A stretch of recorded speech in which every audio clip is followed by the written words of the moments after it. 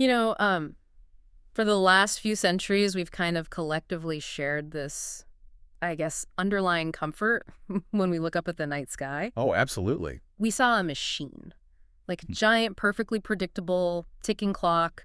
We figured out gravity. We plotted the orbits of all the planets. And, you know, even if space was endlessly huge, we at least felt like we had the user manual for it. Right, the mechanistic view of the universe. It's safe. Exactly. But lately, it really feels like that reliable clock is, well, it's skipping beats. Yeah, big time. So, welcome to the deep dive. This is where we take a stack of your custom sources, extract the most vital insights, and act as your guide to help you stay genuinely well informed. Today, our mission is to synthesize a pretty massive stack of research from this week's Beyond the Shell briefing. And it is a dense briefing this week. It really is. The core theme across all these sources is something that's being called the Great Remembrance. We are living through what looks like a profound calibration crisis. The public sky model is basically cracking under the weight of new data. And we're going to explore exactly why that is and what ancient maps have to do with our modern reality. Yeah, because the mechanical metaphor is definitely failing us right now. For a long time, the idea of a mechanistic universe was comforting because machines, while indifferent, they're at least reliable. Right. If you push a button, you know what happens. Exactly. But the latest real-world data is just shattering that reliability. Look at the DSI project, the dark energy spectroscopic instrument. Oh, right. The new 3D maps. Yes. They are currently creating the most detailed three-dimensional map of the universe ever made. And the data coming back is suggesting that the expansion of the universe is not behaving as a constant. Which is, I mean, that's huge. That breaks the standard model. Completely.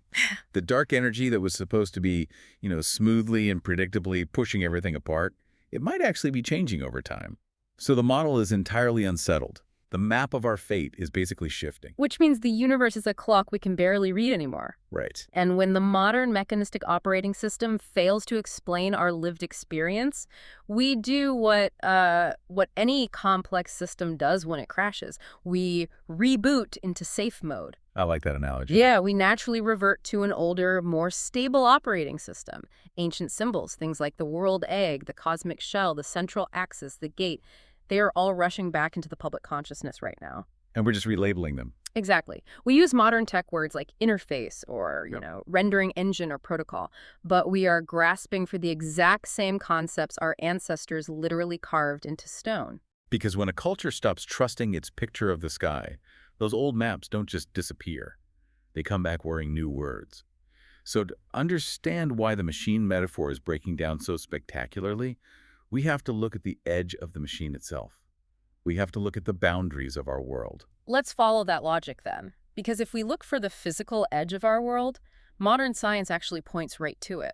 The Van Allen belts. Exactly. NASA's probes have extensively mapped the Van Allen radiation belts. And for anyone who hasn't dug into astrophysics lately, the Van Allen belts are these intense zones of trapped, highly charged particles surrounding the Earth, and they're held in place by our magnetic field. Right. It's a massive energetic shield. Yeah, and before any spacecraft can leave our immediate neighborhood, it has to navigate this incredibly dynamic, highly hazardous crossing zone. It's a literal physical boundary that fluctuates wildly with solar activity. It acts as an active, breathing medium. It's not empty space. And long before we had NASA probes measuring radiation fields, ancient cosmologies described this exact kind of bounded cosmos. They just used a completely different vocabulary. Right, they called it the firmament. The firmament, or the layered, nested spheres of Ptolemy, or the shimmering shell of the cosmic egg. The underlying physics principle here is actually wave mechanics. The universe is, at its core, a boundary condition. Okay, let's make that tangible for the listener because boundary condition sounds a bit abstract. Fair enough. Think of a cymatics plate. Imagine a flat metal plate covered in a thin layer of sand. I've seen videos of this. It's wild. It is. If you run a specific sound frequency through that plate, the sand dances around until it forms these perfect, intricate geometric shapes. But here's the critical part. That wave pattern only stabilizes and takes a visible shape because there is a physical edge to the plate constraining it. Waves do not exist without a boundary to push against. If you change the shape of the metal plate, the reality of the sand pattern completely transforms. That's a perfect visualization. The reality only exists because of the boundary. Now, apply that to the cosmos. There is this prevalent dread on the internet today a sort of sci-fi paranoia, framing Earth as a prison planet. Yeah, the whole digital cage theory. Exactly, keeping us trapped. Yeah. But if we view the universe as a cymatics plate or a cosmic egg, it reframes the boundary entirely. A shell is not a prison. No, it's a developmental incubator. Yes. And that single shift in perspective changes the entire emotional resonance of the model. Think about what a shell actually does for a chick growing inside. It protects the developing organism from environments it just isn't ready for yet. Right, it's a buffer. Exactly. In a cosmic sense, the boundary steps down the intense frequencies of the wider cosmos, much like the Van Allen belts shield our physical bodies from lethal solar radiation.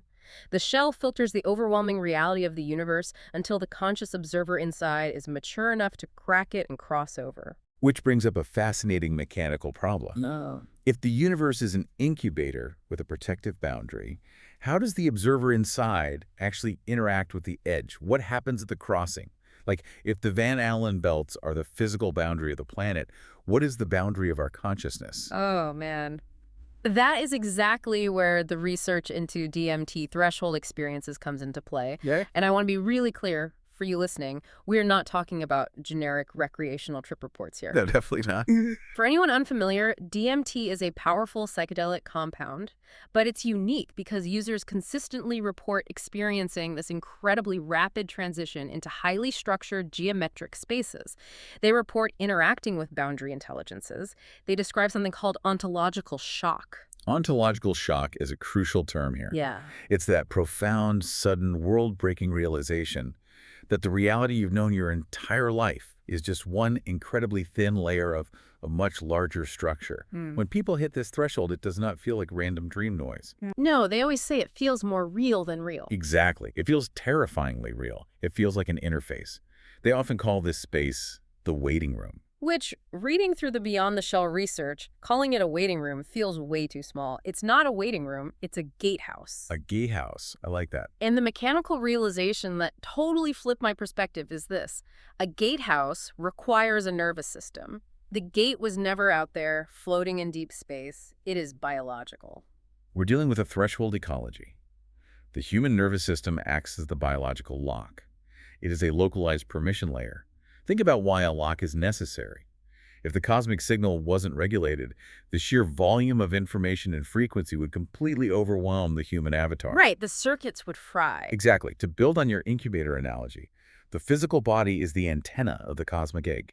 We are stars wrapped in flesh, meticulously tuned to a very specific narrow frequency of reality just so that we can function. Okay, but if space-time is just the visible dashboard and consciousness is the underlying broadcast, does that mean our own thoughts are not entirely ours? Oh, that's the big question. Right. If the mind is a gatehouse, then things like sudden anxiety, intrusive memories, or those deep out-of-nowhere intuitions, they aren't just your brain misfiring in a sealed biological jar. No. They are external signals crossing the border of your attention. You are not trapped in a digital simulation. You are the tuning fork in a cosmological interface. But if you're the tuning fork, the immediate question becomes who or what is managing the timing of the broadcast you are receiving. Every rendered environment needs thresholds, permissions, and translation layers. The signals crossing the border of your attention are not random. Looking at the sources, there is a fascinating leap here into macro astrology. And again, I want to clarify immediately. We are not talking about the Sunday newspaper horoscopes telling you that, because you're a Taurus, you're going to find $20 on Tuesday. Oh, definitely not. Yeah. We're talking about deep planetary cycles and systemic behaviors. The celestial machinery. Exactly. The gods of ancient myth, Mercury, Saturn, Jupiter, they were never just cartoon characters or superhero personalities invented to entertain people around a fire. Right. They were celestial job titles. They represent functional offices in a massive cosmic administration. Celestial job titles. Okay, so Hermes, or Thoth, they are the messengers. Their job in the administration is managing the threshold, the translation, and the passage of information. Precisely. And Saturn, or Kronos, represents the timekeepers, the administrators regulating the cyclic ages of constriction, limitation, and eventual awakening. They aren't people. They are functions of the map. And as these deep planetary cycles shift, we don't just observe it through telescopes. We feel it as a collective geopolitical broadcast. The weather of the cosmic egg. Yes. Think of this macro astrology as exactly that. The social sentiment, the historical cycles of war and peace, the sudden global technological leaps, these are the direct result of these celestial offices tuning our global attention. The astrology of the collective dictates the permission layers for human behavior and emotional shifts across all the different archetypes. It's wild to think about because think about the sheer effort it takes for you to back up your hard drive today. Like, just moving photos to a new phone is a headache. Oh, it's the Right. worst. But if our ancestors understood these incredibly complex celestial job titles, these planetary weather patterns, and these biological boundary rules, how did they back up the data? They didn't have servers. They didn't have cloud storage. They built something far more durable. They built sky manuals. Sky manuals. The holy books, the ancient myths, the sacred architecture, these were highly advanced memory technologies. The Dendera zodiac in Egypt, the Vedic lokas in ancient India, the Norse Yggdrasil world tree, the biblical visions of the pearly gates. They all say the same thing. Exactly. They are not competing fiction novels. They are compression files preserving the exact same sky knowledge. They map the escape routes, the gates, and the boundary rules, and they did it long before modern technical language even existed. And they didn't just write it down in stories. They literally froze the interface in stone. Look at the three Great Pyramids of Giza.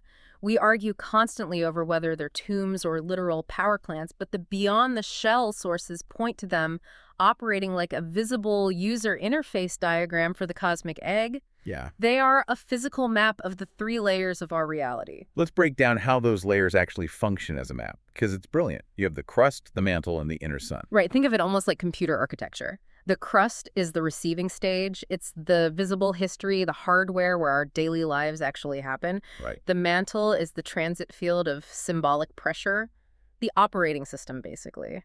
The realm of the nervous system and the gatehouse we just talked about. Yes. And the inner sun is the source spark. It's the power source that makes the entire system alive.